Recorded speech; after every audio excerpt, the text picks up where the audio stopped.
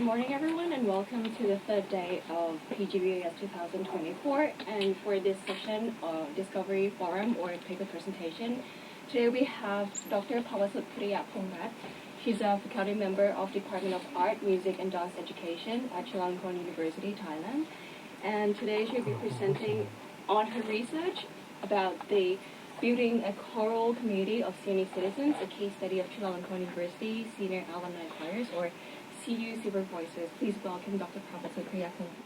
Thank you.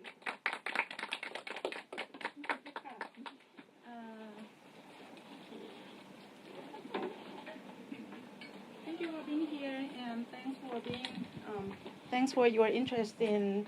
So my name is Pawasut Piriyapongrat. I'm a faculty member of Division of Music Education, Department of Art and Department of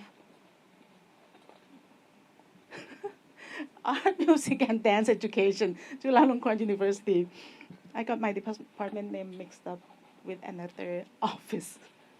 Okay, this research, we explore about community choir, community senior choir, and its benefit, emphasizing on the community and social benefits.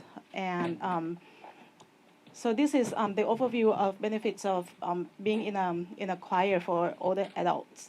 So it helps in the cognitive area, because as we all know that as we age, the cognitive side of the body slows down. So when you sing in a choir and you get to learn all these notes and words and rhythm and everything, and as well as singing in harmony, so that helps you.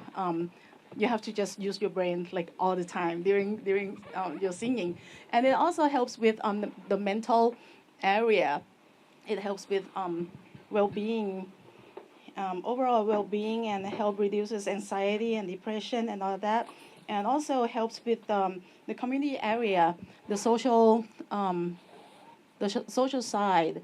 So the choir members will make new friends, will strengthen old relationship and make new friends. And since singing in a choir, it's a collaborative art. So choir members will have opportunity to work with other people and work as a team. So so there are three areas of benefit: cognitive, mental, and social. But this research, we focus on the social part of the benefit, and that is to the community side of the benefit. So we look at the importance and how to build the community in the choir. So by building community, we'll have the benefits of enhancing social connectedness and fostering mutual support, and provide sense of purpose and enhance group cohesion and also performance. So this research, we look at three parts. We look to understand the choir and the member, and also explore the development and possible impact of community building efforts, and also examine the role of the conductor. So it's a qualitative survey, and we do it in two parts. The first part is descriptive analysis. We look at the composition, the makeup of the choir, and then we also do a little bit of knowledge extraction, just to understand the probable effect of these three elements: teaching methodologies, initiatives, community building initiatives, and also leadership and management styles of the conductor. So who or what is CU Senior Alumni Choirs, Senior Alumni Choirs, Silver Voices, or CSV? It's a choir founded in 2020, and the principle of people and music is is the conductor's belief that being in a choir or music making as ensembles in general requires two parts: the relationship between people in the ensemble and also the quality, the excellence of the music.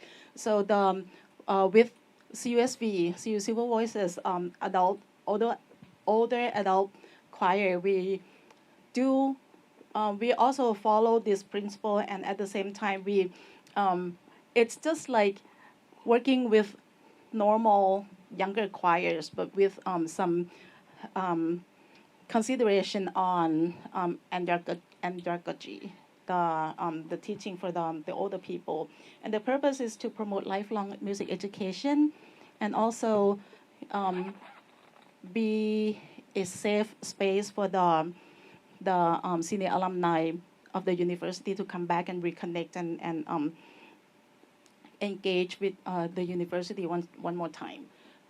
So the composition of the choir, we have members aging from 55 to 80, and the retention rate, this is something that struck me in a festival, a competition that I went to in Phnom Penh in Cambodia. I had a conversation with a conductor of a community choir in Malaysia, and he was telling me about how people don't stay in the choir, and he has to go through recruitment and audition like after every term. And I'm like, I don't have to do that with my choir. So I looked at the stats.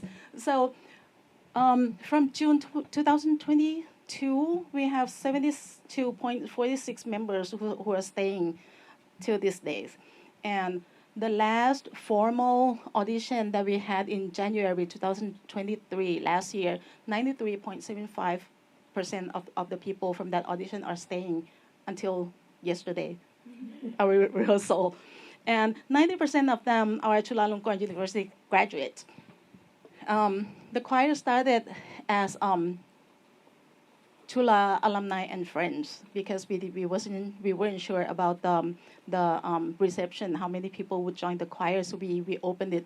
And then after 2 concerts, we Alumni Association of the university adopted us. So since then we only accept the Chula alumni, and we perform pop and jazz music. And the arrangers that we use, mostly Kirby Shaw and Roger Everson and Mac Huff. And this is what the example of what we sing: Burning Love, Sweet Caroline. Familiar titles, right? And okay, if these are familiar to you, then that means you are in your 50s and over, because these are like popular songs, well-known songs, and like most loved songs from the past. And we'll talk about a little bit about repertoire selection in a little bit. So from 84 singers to 171 within the first year, and then the number kind of dropped. I figure maybe when we started, people weren't sure about the choir, how it would be, what we'll sing, and everything, and how much involvement, rehearsal time, practice, and all this is required. So many people who are more prefer to sing solo, they don't really like singing in ensemble, so they drop out, which is okay. And some of them dropped out because of the health issues. So we started with SAB choir, soprano, alto, and baritone, and then we, as time goes by, we expanded to all these ensembles. So basically, we have women's choir, mixed choir, and combined choir with everyone singing together. And then we have smaller ensembles. We have quartet, women's quartet, men's quartet, and main chamber. I think one is missing. Yeah. We also have trio, mixed trio. So this is a little bit about what we sing and how we sound.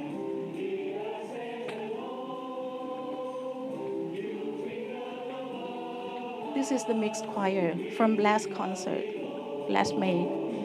And I pray if I want to, you would cry too if it happened to you. If it happened to Women's quartet, men's quartet.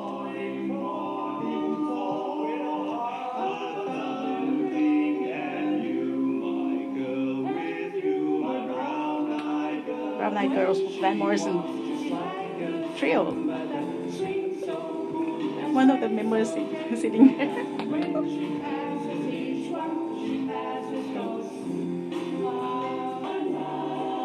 Women's choir.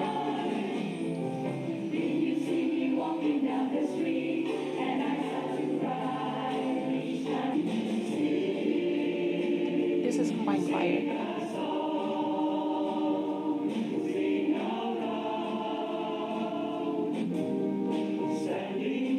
And the boy band, so to speak, the men's chamber.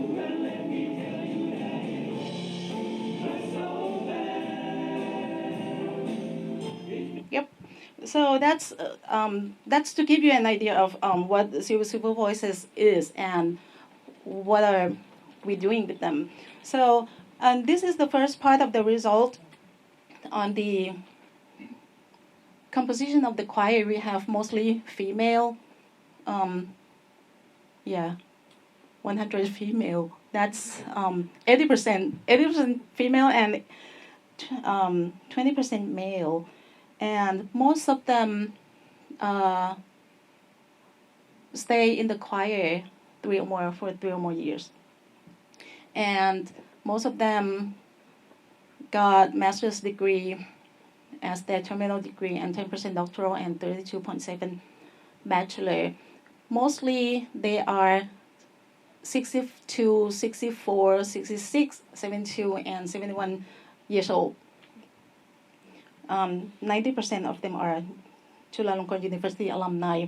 And the previous research that I came across, mostly done with people in maybe like convalescent homes, in communities, and this is what set Silver Voices apart from choirs in other research, is that 84.6% live with their family, and they reported good relationship with the family, good, excellent, and medium level of relationship with the family, and they are in good health, they are in good mental health, and the occupation that they had before retirement is mostly in management, CEO, CFO, managers, directors. That's in 66.4, and some 12.1 is in education. So university professors and high-level trainers. And this is their net worth. The purple one, that's over 1 million baht, or no, 1,000 million baht, 1 billion baht or over. So mostly quite basically a well-to-do group. And they involve in many activities, mostly sports and dance and singing, music, and charity, and traveling, arts, and as in that graph. Now, about other activities, the next question focus on the participatory. I can't pronounce this word. You did well. Oh, thank you. So it's art that you have to actually do it. So singing or painting or drama and stuff like that. So 64% of those people in the choir, they're involved in this art activity, and only 43.3 had prior choral experience. So some of them sang in their high school, some sang in university, and not many of them have sung in like more established choirs. So expectation of them in joining the choir, they expect enjoyment. yeah. And learning experience, develop choral singing skills, and so actually we kind of look at this in 3 dimensions, always social, personal, and music, 3 parts. So out of their expectations, they are happy. They're satisfied with being in the choir, personally and socially and musically, and they perceived that they have development in both area of vocal and ensemble skills, theory and literature, and other general music knowledge. And overall satisfaction is good. Now we try to do correlation between different variables and the satisfaction, and it turns out that there's no significant difference. So basically, everyone enjoys. I'm so happy. Okay, now so that's the first part, to understand the choir, and now so they feel that they're happy and they feel that they are part of the group. So we looked at why and what could contribute to that satisfaction in terms of social part. So there's this. The first thing that we look at is the teaching methodology. So the rehearsal process based largely on these 2 approaches. Spiral curriculum by Jerome Bruner, that says basically just to come back and revisit the same content with more depth each time, as just develop skills as you come back and do it again and add more elements to it. And also sequential learning approach. This is by Yarbrough, and it's I think the citation is on the last page. So sequential learning is to give them the task to do, and then let them perform, and then the conductor gives feedback. So this is so it goes in circle: task, performance, and feedback. And then in the feedback, you could go, okay, this is not very good. Fix this and do it again. So that's another task, and so it goes like that. Or this is very good. Let's do something else. So that's to give another task. So basically, giving tasks in sequential learning, during the rehearsal, we just do 1 or 2 things at a time, not too many things, because they need time to process and everything. But so it goes like that. And so spiral curriculum is like the big umbrella, and then the smaller approach that we use every time is a sequential learning approach. Now I mentioned before that it's just like working with any choir, but since the choir members, they are older people, they are senior people from 55 and over, so there are things to consider, and that's another typo. To consider how they learn as an older adult. So there are things like they need to understand what they are doing and why they are doing it. So it's not like working with younger choir where you just tell them to do and they will just do it. But with older people, sometimes you don't have 100% like engagement from them for that task until they know why they should do it. So so that goes to the last thing, the patience. So you have to be patient. So you have to explain why, the reason why, and there would be like small lectures here and there during the rehearsal all the time. And then another thing is the respect that you show to the choir member, and you respect them as a person, and you respect them, and you encourage them to respect other people who work together with them, like encourage them to come to be on time, to know their parts and stuff like that. So that's to show respect to other people that they work with. And then adherence to the Thai norms. Culturally, Asian people and Thai people especially, we have like hierarchy. So the older people are to be respected. And so as the conductor, as a younger person, like the youngest person in the group, talking to the older people in a certain way that's acceptable by the Thai norms, that makes them feel comfortable. They don't feel offended. And you always have to have some humor too. But then you gotta be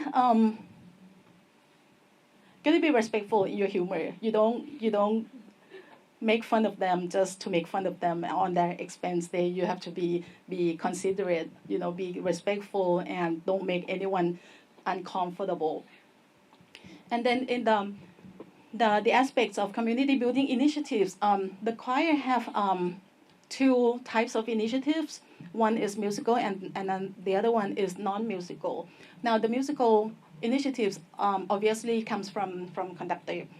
So we have virtual choir project during the COVID time, and during the COVID time we didn't meet. The choir didn't meet, so the conductor encouraged everyone to sing and like cover songs on applications like Smule and we sing, and then post it on the chat group application line, and everyone kind of learned from going back and forth, having conversation about songs and stuff on the chat group that brought people together. So people have idea of personality of different persons in the choir before we actually meet in person, because we only had like 4 rehearsals before we had to go into lockdown. So, and we also have a choir tour. We sang in Chiang Mai once. We have solo night concert with about 10 or 12 singers singing solo with a small orchestra. And we have workshops with international conductors, and also the last one, the choir member sectional rehearsals, that comes from the choir member. They would get together and rehearse, practice their part. Sometimes the conductor will come and help, but mostly the conductor would be there and observe, like from the distance, not like in the room. But this is the time where the members can develop their collaboration with other people, and also develop their musician leadership as well, without anyone trying to be section leader. Okay, and the non-musical building, community building initiatives, we went on the beach for 3 days. The members have their attire project. They come up with design for the concert dress, and then they vote on like fabric and color and design and everything, and they would let other people know when they come across other performing arts events, and they would be like, oh, who's gonna go, and we're gonna buy tickets and this and that. So that makes them come together. And there are also other engagements, social engagements, like baby shower. When our manager has a baby, we have a baby shower party for them. We have small trips. We have getting together for meals, and we have small like cruises. And this is from initiatives from choir members. They do like piggy bank. They put money together to buy snacks in the first when we first started, and then that kind of wind down, and then the potluck style emerged. So basically, they just bring snacks for other friends for the rehearsal, and deliberately rehearsal break is 20 minutes, just so they have time to mingle and get to know each other. And then the T-shirt project. I was gonna wear this, but so this is from the concert bulletin cover for our last concert, and then one of the members think that, oh, this is really cool, it's cute. It says Strictly 60s, just like their age. But actually, the concert name Strictly 60s, that's from the program, the music from the 60s. But so he made this, and everyone was like, yay, so cute. So they put in orders, so everyone in the choir has it. Yeah, they go to events together, and yeah, so that's we, and this is the example, the virtual choir solo night, another virtual choir. I've got you. Some pictures, outing. And I was telling the choir yesterday about this presentation, and they want to put in some pictures. So this is from the men's section. So this person is the one who initiated the t-shirt thing. So they would get together and rehearse at one of the members' place. And this is from our rehearsal yesterday, because they know that I was gonna be presenting this. So one of the members got up and take picture, and then sopranos over here saw camera coming, and so they're like, they lost focus from the rehearsal for a minute. So, and the leadership and management styles, it's difficult balance between servant and transformational leadership. From the servant leadership part is where the conductor try to bring in participation and try to be very inclusive of all the members in all the decisions. And the transformational leadership is where the conductor has to decide, make decisions on the music and the direction of the choir as well. So balancing about these two leadership styles can be tricky at times, but communication always helps. You decide on this thing like this, and then you communicate with them just to make sure that everyone understands, and if they have if they have questions, and they can always bring it up. And so this is to encourage them to engage in all the activities and make everyone feel included, and they would feel that they are part of the community. Now, this is, so to understand them, they are in good physical health, they are good with their families, they are successful individuals, and they perceived that they have personal, social, and musical developments during the time that they are a member of the choir, and also they have a sense of achievement from the performance at the concert. Now, the community building efforts, we see that it something that we do in the community works because high retention rate, and they perceive inclusivity, they perceive sense of community.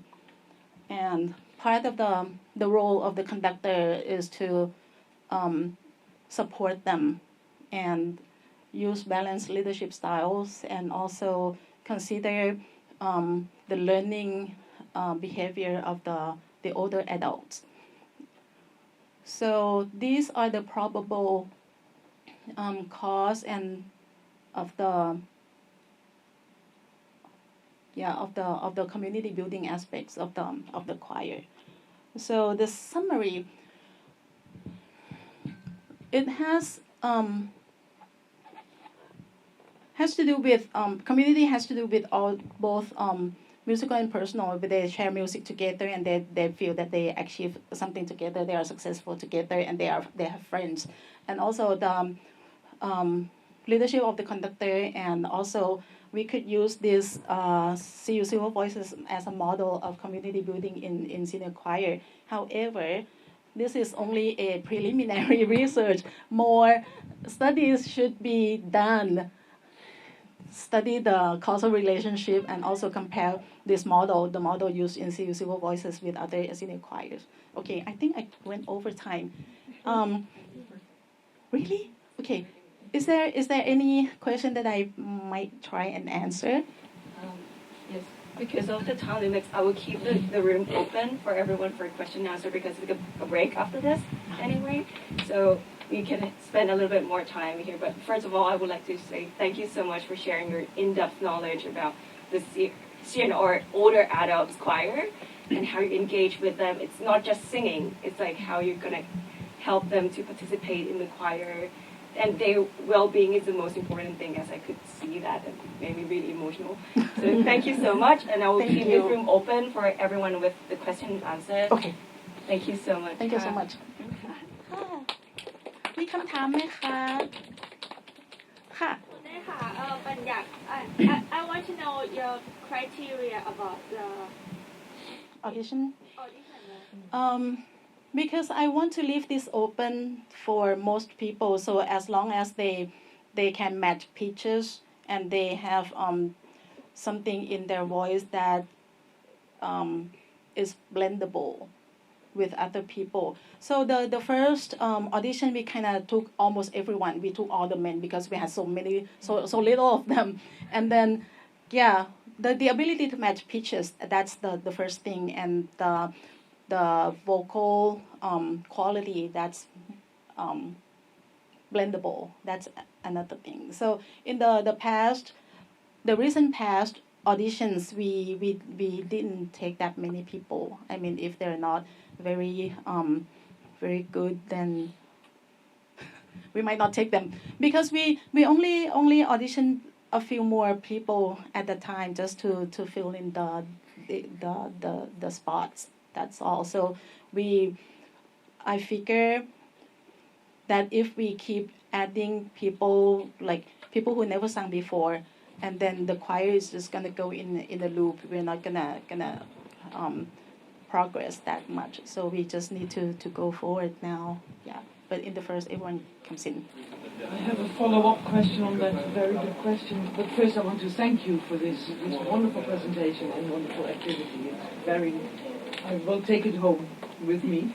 And the follow-up question, I think, obviously, is do you still test people after a while? Because probably with the physical condition, also their simple capacity of, for instance, keeping pitch. Or I was watching all the choirs standing.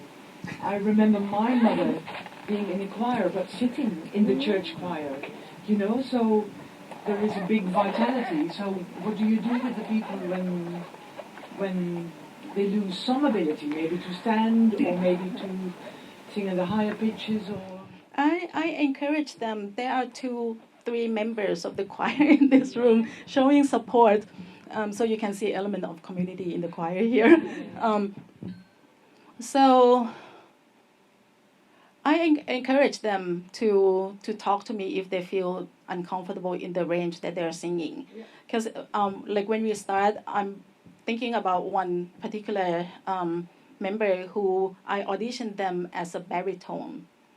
But then as time goes by, his range kept going higher and higher, and it goes with the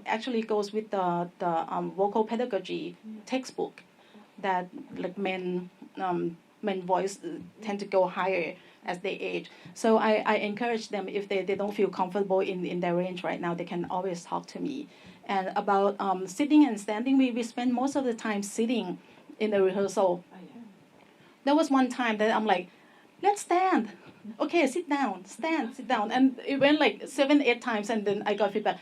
That was so tiring for them. So I learned to mostly sit, but then if we want to do like run through or something, or if they've been sitting for too long, then I would ask them to stand, but not alternately all the time, just like in my university choir. Yes, the question is that I'm very sorry I missed the beginning because I was looking for the room. So maybe I simply missed it. So who does CU fund the choir, or is it a private? Do they? The choir members pay. They pay about $120 for about 4 months term, so it's not a lot of money, and include purchase of the music that we sing Of course. and to put together the concert, as you saw in the video, that we have live bands playing. So that barely covers it, but we're not. So it's not like the university. No, the university provides the facility, and we use the hall for free for the concert. Yeah, and the rehearsal space for free as well, so we don't have to pay that. And we were not making any profit. We are not for profit, but My just to question cover is more expenses. about does the university, because it's also a unique selling point for the university to Yeah. say, we love, the people that graduated here, that maybe worked in the university, and supply them with these kinds of activities even after they have finished working. So Yeah. I think there's also community value in it for the university to understand. Yeah. So because this is under Office of Art and Culture, who provides facility, and also under Alumni Association, and not only alumni but anyone in the community, like retired professors, even though they may have graduated from other universities, if they have been in Chulai community, then they are welcome to join the choir as well. I have one last question. I'm sorry, because it's so interesting. So, when you look at all the objectives, all the goals that the community building, the health and well-being of people, bringing the joy, reinforcing social structures, etc., etc. And then, for me as a musician, I understand, and we are musicians, but it's very interesting for me to know the importance of performance in all of this. Because you could imagine that all the objectives are already reached with simply being in a choir, participating in the choir, singing together every week, all this. So what does being on stage and performing, because that is of course what professional musicians' interests, because that is what makes us professional musicians, and there's so many people who are fantastic musicians, and stay on the amateur side of things. So what does it, in your vision, exclusively bring as an extra to all of this, that the people perform, that the choir performs? When the choir first started, most of them had not sung in choirs before. So the first concert is quite interesting as to the quality of singing. But as time goes by, the quality developed, I think, significantly. The sound, the ensemble are more together. Even though we could hear individual voices slipping out here and there, but in overall, they are getting much better. And I have standards for them, for the choir, because like I said, it's always about people and music. So people have to be together and love working together, and at the same time the quality of music has to be there as well. And this is my conversation with the choir in the first rehearsal, that as they're gonna put efforts, time and money and everything to be here, I said you might as well learn something from here. But I have goals that I want to bring them to, but in the process I can go slow, and I can wait for them, and I can, if they don't get this at this time, then I would go do something else, and then I would come back, like I said, spiral curriculum thing. So there's no rush to get to that goal, to that excellence, but at least every concert has development, has progress. And everyone has good experience from doing it on the stage as well. Yeah, so this is an extra element which is not perceived as stressful, but really helps people to get that energy and the goals. Yes. And we don't focus. We don't go to competition for that, because that's big stress. Yeah. But some choirs need that as a goal. Yeah. For their learning, and that's totally fine. But just my goals for them is to get there slowly at their, challenge them enough, but not too much to to make them feel stressed and not fun being in the choir.